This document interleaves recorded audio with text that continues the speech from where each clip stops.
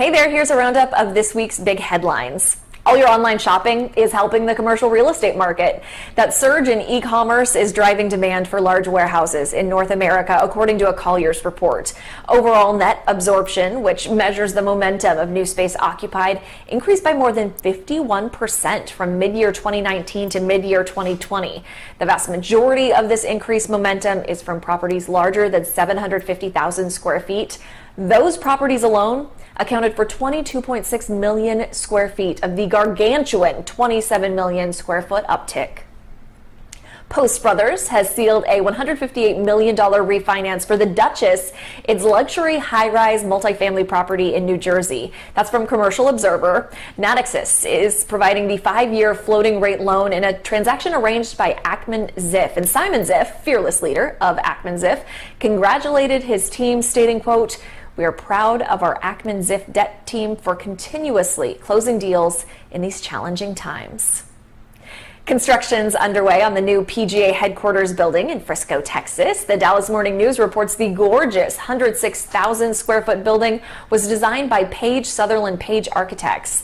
The project's going to be home for 150 corporate employees. It's going to sit on the 660-acre PGA Frisco campus. Formerly delayed by COVID, this project is now finding its legs under general contractor Adolphson Peterson. Globe Street published an interesting article last week stating that there may be a better use for old warehouses than housing. According to the article, the hip trend of converting old industrial product into condominiums and apartments has a new rival: fulfillment centers. So imagine that. Old warehouses are now being used as warehouses. Fulfillment centers are also eating up vacant retail spaces, as we've been reporting throughout this summer.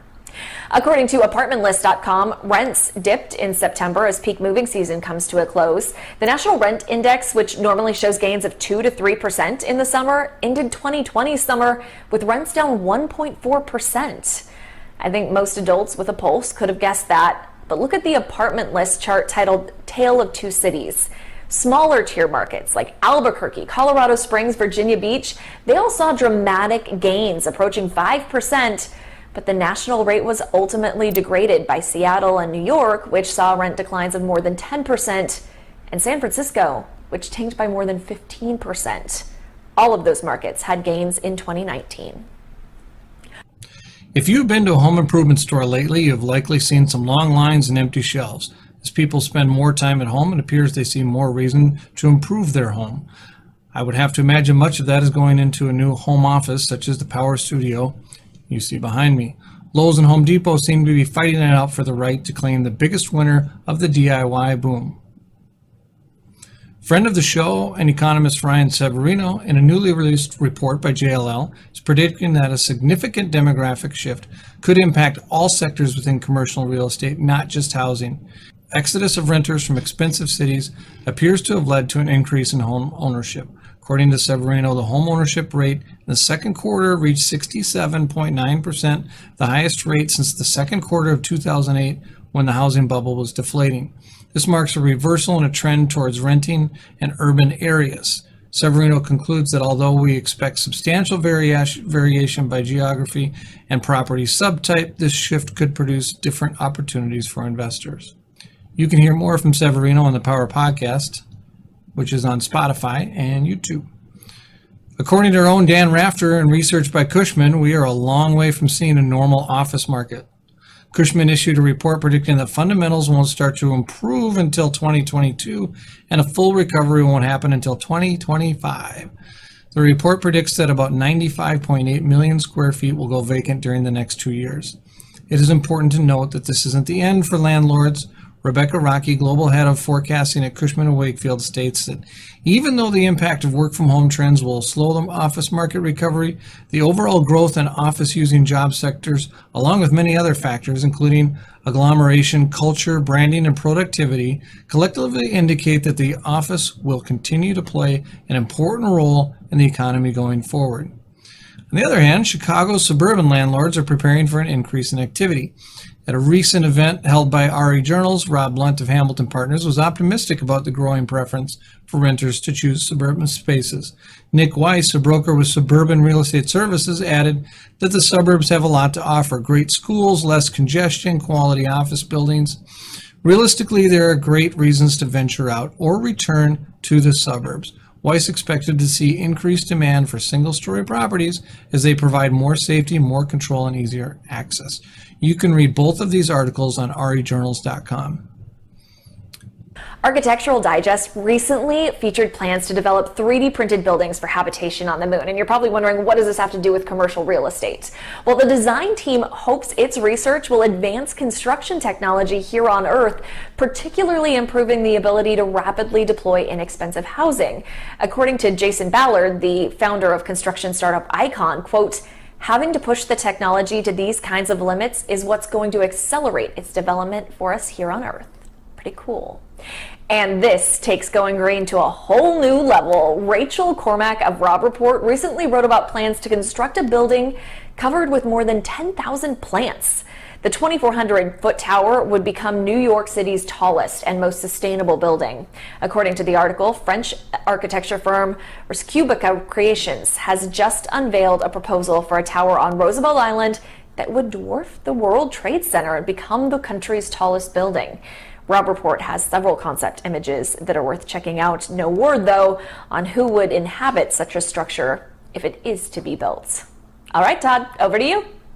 Lastly, Burger King announced a cool new store concept that has little or no inside seating. Check out this concept image. You will no doubt see that the building has a substantial second floor and minimal ground floor operations. It appears that BK is thinking of servicing multiple drive-through lanes from above. That will mean kitchen and staff are on the second level, and BK has devised a method to deliver food down to waiting cars. After seeing ballooning lines at drive-thrus all summer, I have to think this concept has legs. Since these images were released, I've asked several people for their opinion, however, and the consensus question is, do long drive-through lanes continue post-COVID? We're going to go now to interviews I did last week, over the last 2 weeks, for our Lifetime Achievement Award winner in Minneapolis, John Allen. John's had an amazing career, has dominated industrial real estate in the Midwest, just sold a very large portfolio to a very large buyer, and was selected as our Lifetime Achievement Award winner. I interviewed many of his friends, clips you're going to see, and you'll see the acceptance speech from John Allen. Go, John. It was great to provide you with this award, and proud to call you a friend of the show.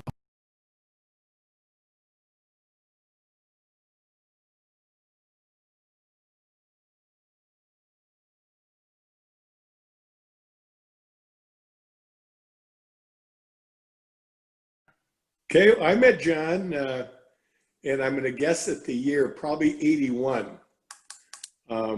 He came in and interviewed with Coldwell Banker. And this was right after he got out of Hamlin Law School. And in fact, there was a crew of 5 of them that graduated together, and my executor and one of my best friends is one of the other ones. And I'm buddies with the other 2, and then the 5th one was Paul Majors, the local anchor here that went to California. I first met John in the fall of 1977 in law school. And I can remember the class, by the way. It was an insurance class. The professor's name was Jim Pielmeyer.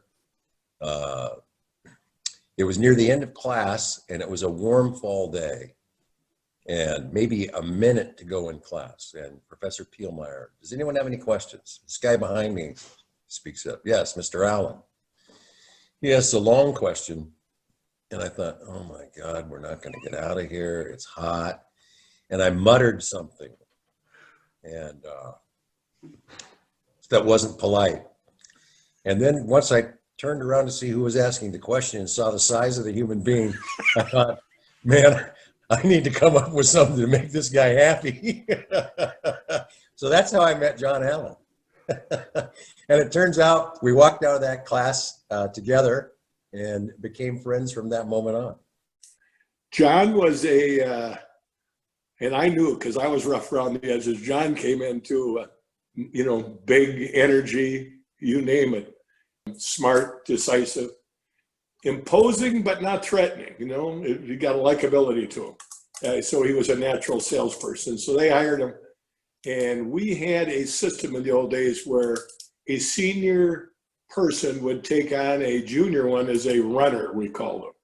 They called them something else. And they were just saying, God, who can we put John with? Because he might push some people a little too hard. And so Joel Finney was his mentor. If there was ever an odd couple, Felix and Oscar, that was John and Joel. During law school, he comes to me in a cold winter day, and the forecast is for the weather to only get worse. I mean, it's going to really get cold. He says, do you have $50? I said, I don't have $50. I barely got enough money for lunch.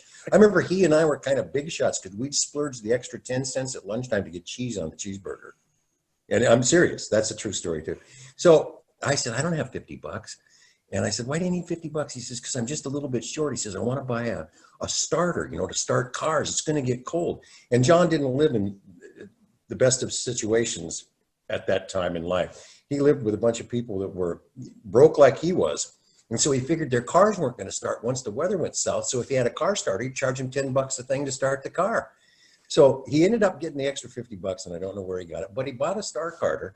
And so he got out this is John, up early in the morning. It's going to be 40 below. There's John out in that parking lot. Cars don't start. He's charging $10 a car. He paid for the damn thing that first morning. I first met John Allen when he worked as a bouncer at Sergeant Preston's with Paul Majors. Well, he was an aggressive broker. He had a very good sense for a deal. And he had a very good sense for closing the deals, and he did a good job for his clients, and then he ultimately did a good job for himself.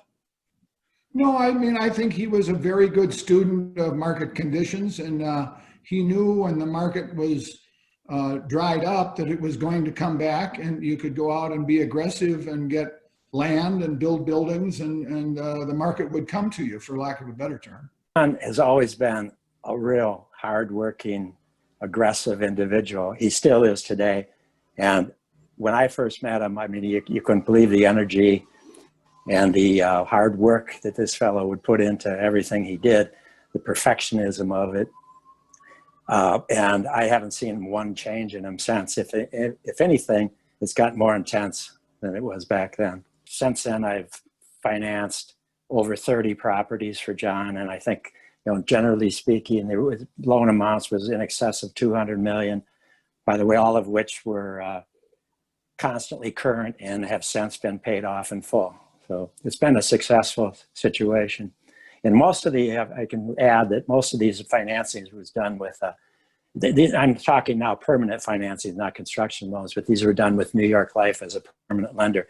And he has just a fabulous reputation with New York Life. They'll bend over backwards and do just about anything for the guy. So, and still will, even though they deal with these huge developers around the country. What John is good at is determination. He's got the determination of a pit bull on a chuck roast. He's not going to let go. It's his energy. It's his drive. All of those things that define determination. He's unbelievable in that respect. He's remarkable. He has more determination than any human being I've ever met. And that's a fact. And I recognize that early on. John doesn't understand no. John doesn't understand. You never hear John say, I can't do that. He'll give it a try and he might fail. He'll keep trying. He'll just keep trying. That's John. It's his drive. It's his determination. It's that can't fail attitude. And it's a positive attitude that he carries around with him. He's a remarkable human being.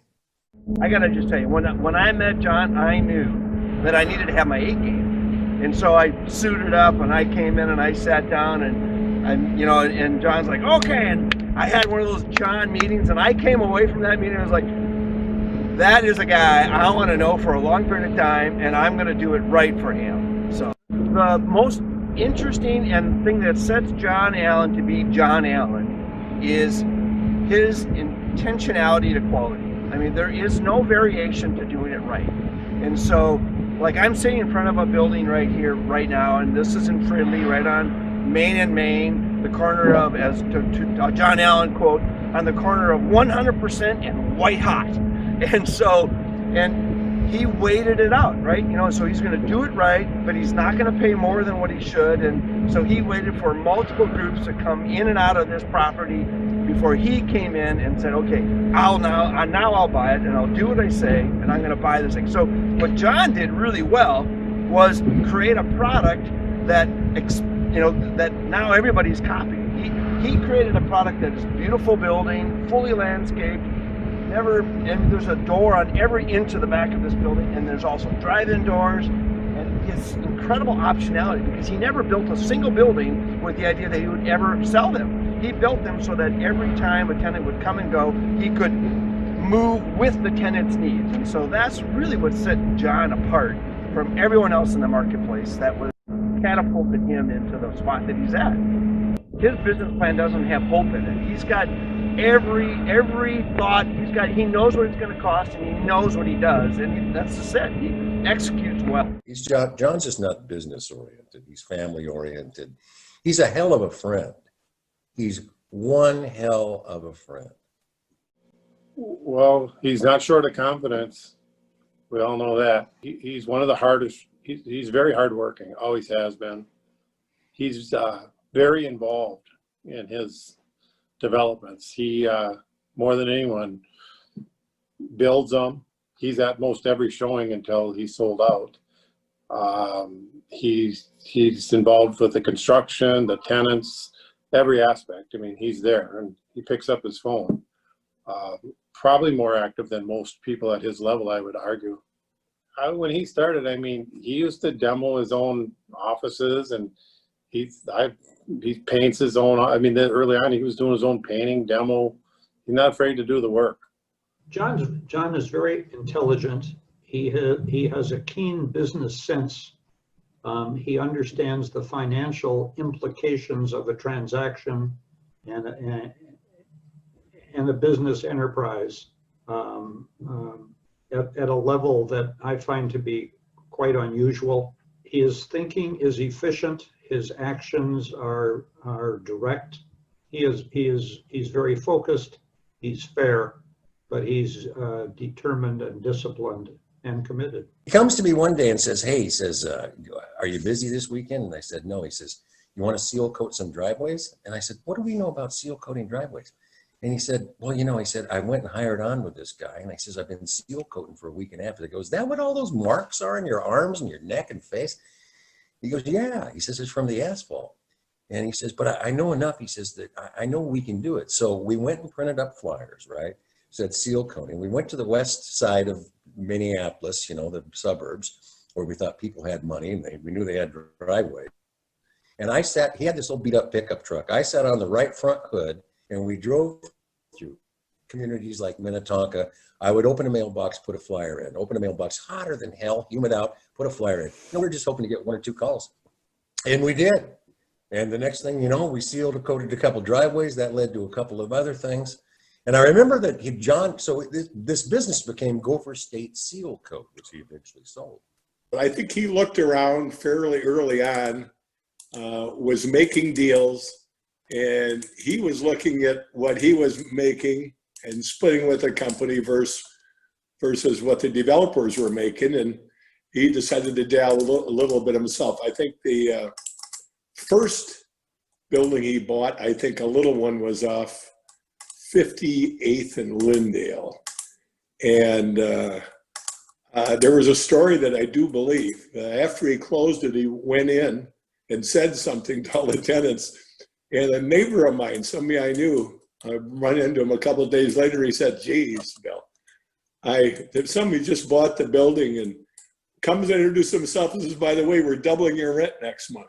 And at one point then, he bought I think the next one was in Brooklyn Park, and he wasn't afraid of working it. One day I went up to visit him, see something what he was doing, and he's sitting there with a front end loader ripping out landscaping with a chain, and his wife's up on a ladder painting the building. They bought a building that needed tenants and this and that, and they were sprucing it up, and they weren't afraid of hard work, so I was always impressed with that. He won't overpay for a site. He knows good real estate. He knows what he wants to do. Early on, I think he decided that he wanted to be a lower cost provider. So if the market went down a little bit, you know, you didn't have to get an arm and a leg for the rent. Don't go for the real high finish product. If you don't have somebody that needs 50% off us, you know, you're in trouble. He's smart. He dots all the I's, crosses all the T's. He understands the numbers. He's not a high risk taker. He knows a good deal when he sees it, and he's willing to take a risk there. But he's gonna make money on the buy. I can say one thing about it: nobody's gonna outwork him on a deal. Nobody's gonna outsmart him on a deal. They can outbid him. He knows when to walk away from a deal. I think that's important. He's a dear friend. He's loyal. He's forthright, funny, and smart as a whip. He had the ability and capability of going vertical with a project where many of his competitors were hunkering down.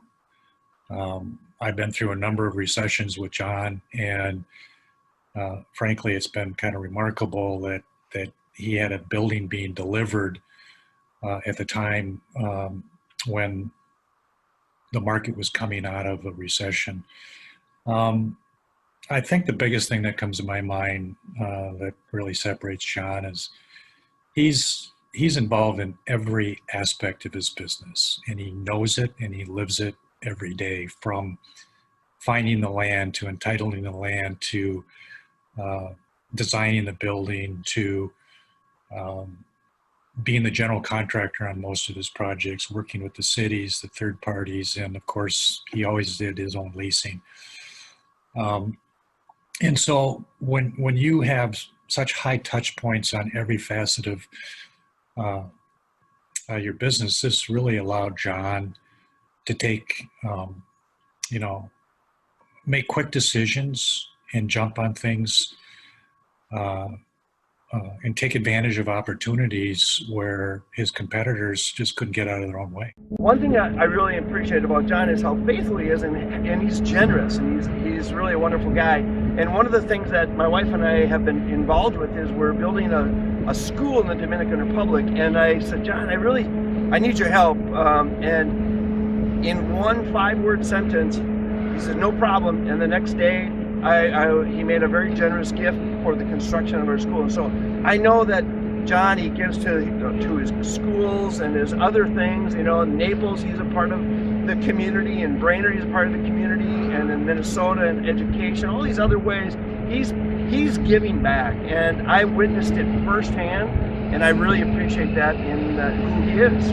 I have high regard for John and admiration for his commitment to that school, both with his business savvy and expertise, and he has been a very generous donor financially, and both of those have been essential for the school.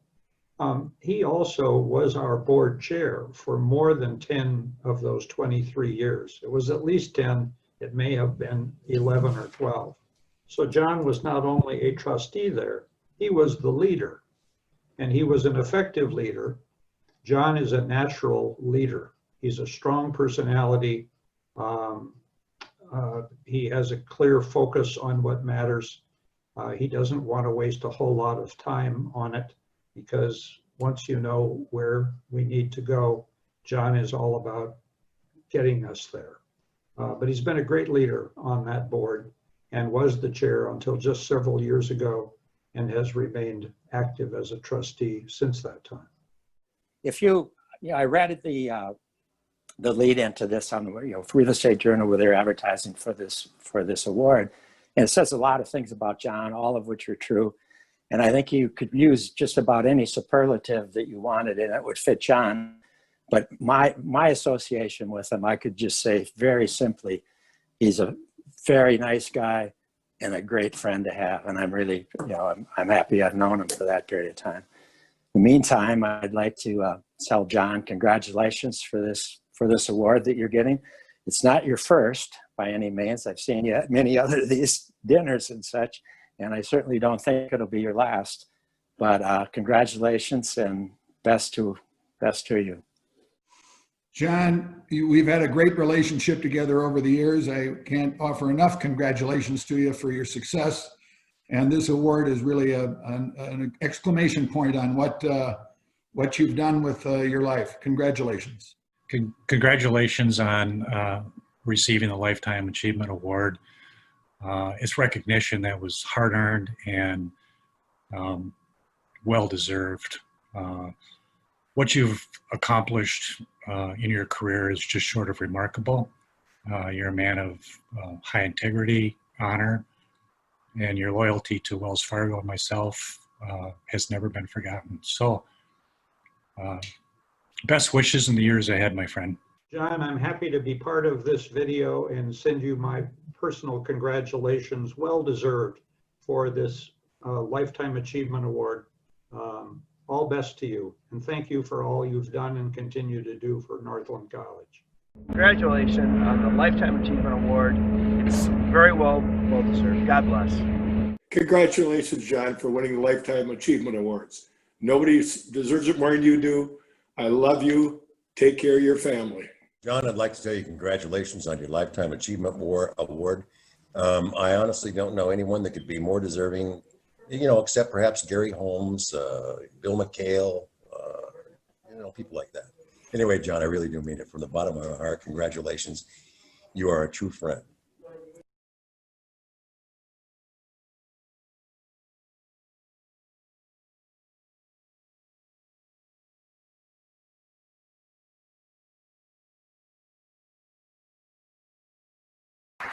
I'd like to invite up to the stage the person that this award is named after, the Gary S. Holmes Lifetime Achievement Award, and Gary's going to make an announcement about John and give him the award.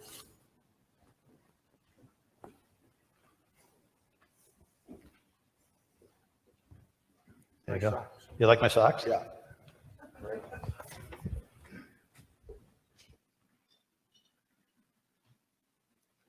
Thank you very much. Talking about all these people that were talking about it, I knew John when he was at Sergeant Preston's, then knew John later on when Joe Finney, he worked under him. And of course, it couldn't have been a better pair, as some of these guys said. Joe Finney was a dandy. He was one of a kind. And so I think some of that rubbed off on John a little bit, but otherwise different. John also then later, he and I both moved down the Lake of the Isles and lived about 5-6 doors around the corner. And then Paul Majors lived kind of across the lake. And so came across John a lot. When he was a broker, he got Dave, Carlin, and I involved in doing some of the office showrooms. Actually, we were building one, but then he came in and showed us some more stuff, told us some more things, and really kind of helped it. And from there, we decided, well, we'll stamp out, 6 or 7 million feet more, and did that. And at the same time, then John started doing some more. And John was more than a formidable component or competitor. He was very good. He helped make everybody else in the community doing those projects step up their game too and make it better. The thing I liked about John the most, which I think I told him a couple of times, I had like 3 or 4 different guys in our office doing the leasing, and they'd come back with a deal, and I'd say, tenant wants too much, they don't want to pay very much. So I'd always quote John and say, well, John did this deal over here, and he's getting this kind of rent, and he didn't give him very much of anything. So he was great in that regard. He doesn't even know all of what he did, but so he was a great one to quote. And I always liked the double the rent story. I always thought that was good. So at this time, I'd like to take the opportunity. It's just kind of ironic that John got it too, and I know him pretty well, even though I don't see him much. take him to come to the stage and get his award. I don't want to say anything more because it's all been in the video today. I'd like to know where he dug up some of these people. I thought some of these people have been long gone, but it's great. So want to take this, give you the award, and thank you very much. Thank you, Gary. And you look handsome today. I want to look like you.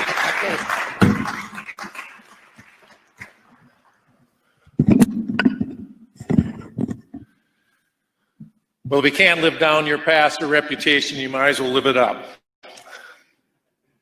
With 300 people watching virtually,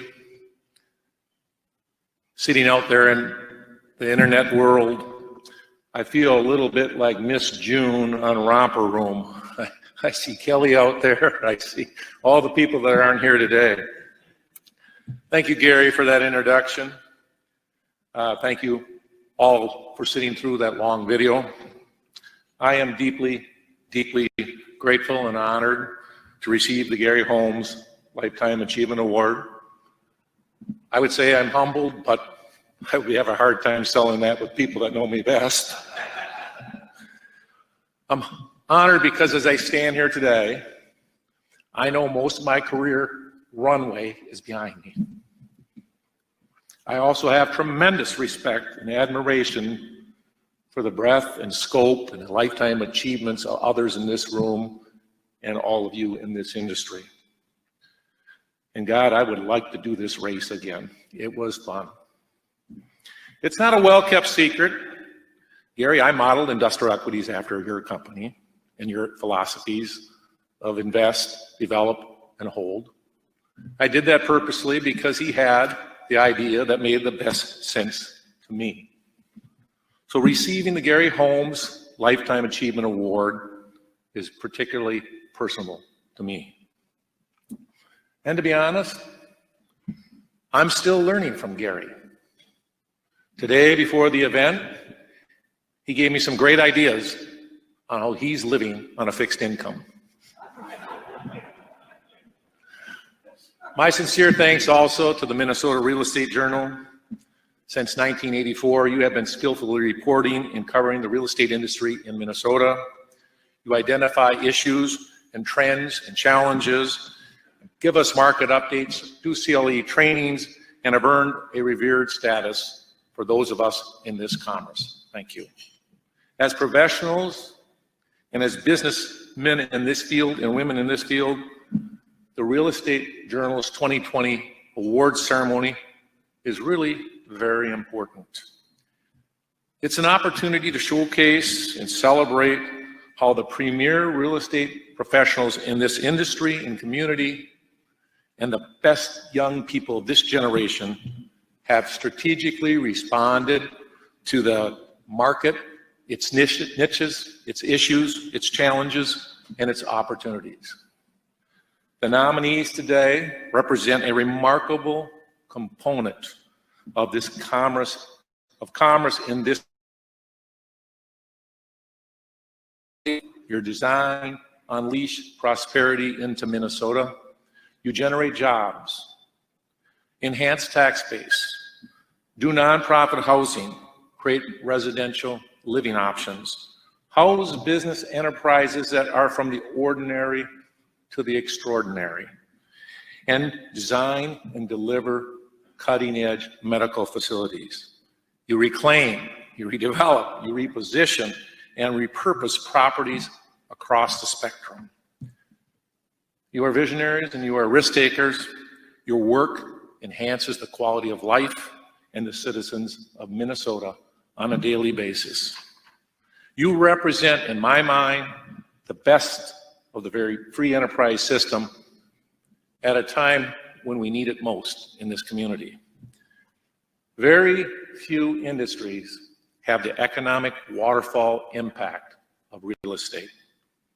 So today, to all the nominees and everyone in attendance out there elsewhere, well done indeed.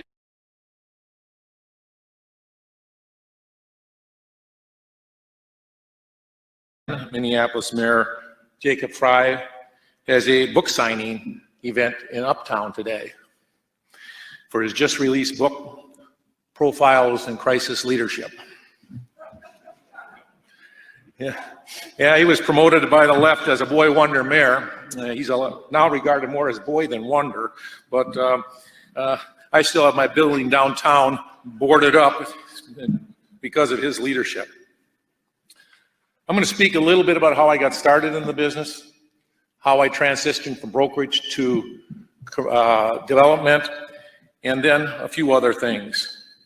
My introduction to real estate was not traditional. It wasn't a job fair. It wasn't a internship. It wasn't career counseling.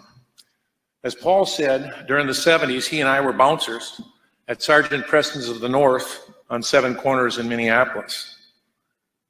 The best dressed customers and the guys winning the fun game were commercial real estate owners and brokers and lenders and developers. I recall Gary, a younger guy, stopping by to visit with my boss and our dear friend, Mike Andrews. These players were the first in the bar and the last out. And I thought, I can do that job. To be fair, and I don't want to slight or provide any offense to the legal community that might be here, there were a lot of lawyers that hung out at that bar as well. But they just didn't put the same spin on the ball. After graduating from law school and passing the bar, I had 2 job offers. One was from a corporate law office where I'd make $21,000 a year, have 2 weeks vacation, work 60 hours a week, and have medical. The other was from Coldwell Banker Commercial Real Estate. They were going to give me a $12,000 a year annual draw, paid back with commissions, no vacation, no medical, but the top 5 guys in the company were making $100,000 a year. Paul was in Oregon on his first news gig in Portland, and I called him and I laid out the opportunities for him. He listened carefully and he spoke 4 words. Poor John, tough choice. I went with the commercial real estate gig and I had the outrageous good fortune to go with Coldwell Banker. I've always said and believed that the right time, the right place, and the right people guaranteed success. Jimmy Carter had just left office. The Republican Ronald Reagan wave was about to start. Minneapolis-St. Paul was graduating from a regional market to a national platform. And in the next 40 years, we would see Minneapolis grow, 40 years, see Minneapolis grow by 60%. For the younger members in here, you don't remember, but I do, that in the early 80s, the ring roads of 494 and 694 had yet to be started. We were, in those early 80s and the 90s, an inbound destination for multiple companies who wanted to do business in Minnesota. And it was a perfect time to be in business and start in commercial real estate in Minnesota. Coldwell Banker had strong senior leadership, a national presence, and provided exceptional sales and market training. I was surrounded by supercharged, driven and polished salespeople who were great to learn from. And Coldwell Banker itself was elevating the need and the acceptance of brokerage communities in the Twin Cities at a time when Minneapolis was still a bit parochial about their approach to brokerage and those services. I watched and I studied the decisions and the habits of the most highly successful. It was those early years that I grasped one lesson. Real estate brokerage wasn't championship figure skating. You got no points for style. The brokers were tough, and the best brokers would box you out with sharp elbows, check you into the boards, or run you over in the pursuit of a deal. It was clear to me that congeniality awards were for beauty pageants. And that taught me a great deal about being aggressive and what you've heard about before. I might add that the bouncing wasn't a bad background. During 14 years, I honed all my skills by watching the people I were working for. I had the good fortune to represent multiple top-notch developers, Opus and Ryan, Tom Cordnoy, Sam Marfield, Jerry Portnoy, Jerry Troyan, and yes, Gary Holmes. All fabulous mentors. I'm not sure all of them intended them to teach me what they thought they were teaching me, but it was all great influences on my career. And it was the most consequential time of my educational life. It was my Harvard MBA. Almost 40 years later, I'm thankful to Coldwell Banker. It was the right place with the right people at the right time. It was also when I was at CB, I started investing on my own. My first development was in 1989. Some people won't believe this, but I went to every one of my clients on a site I was aware of on New Brighton Boulevard and County Road D, and nobody wanted to take the site.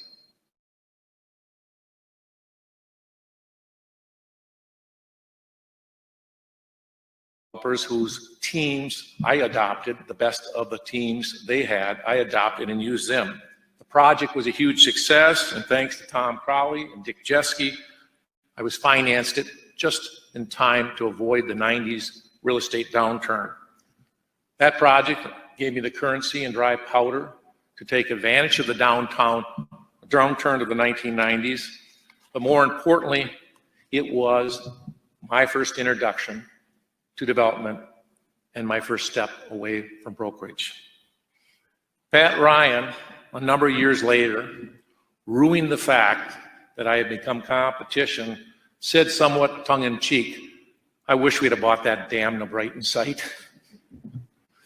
I left CB in 1995, and the industrial marketplace in Twin Cities was about to explode. And fortunately, I had the currency and credit and the positions to have 500,000 square feet of spec projects either planned or under development when the fuse was lit. It was those early years and the success of those early years that provided the base for the next 3 to 3.5 million square feet of space that we did. In this business, you can stay too long or leave too early, and that's kind of like acceptance speeches. So I'll bring this in for a landing. After selling only 4 buildings in 25 years, we sold 2/3 of our portfolio to Blackstone in 2019. Thank you, Mark Kohlsrud. I've been told that was also good timing. This moment is not my own. Today would certainly be mission impossible without many people, so let me salute a few. Most importantly, thank you, Becky, my wife, for raising 5 children, making the trains run on time, and allowing me to work my trap line. Thank you, Deanne Steinball. You've been with me since 1989 as my CFO. I'm deeply, deeply grateful to Wells Fargo, Glenn Sandsburn, Marilyn Dahl, and Jason Radall. You never said no to me in 38 years. Tom Crowley and Dick Jeske at Teachers, did my first mortgage with Teachers, and that was a thing of beauty as the market was about to crumble. Tony Winchesky, well, everybody knows Tony. Thank you. Partners since 1982. And lastly, my long-term attorney, Neil Posting, who has been a daily gift, always skillfully following up on projects that I put in motion. In conclusion, I hesitate to acknowledge that clouds hang over our heads today. None of us have the option of choosing all of our challenges or business tests. Fate and history usually provide them for us. And in this time of civil uncertainty and COVID, I take comfort in this shared experience that our community of real estate professionals has been tested and hardened. It has survived 21% interest rates, the Texas developers, stock market crashes, tech bubbles bursting, the savings and loan crisis, anti-development sentiments, 4 recessions, the 2008 financial crisis, and well, you get the point. If you're in this industry, perseverance is in your DNA. We will ride this out. Thank you for this honor. Good luck. Speak.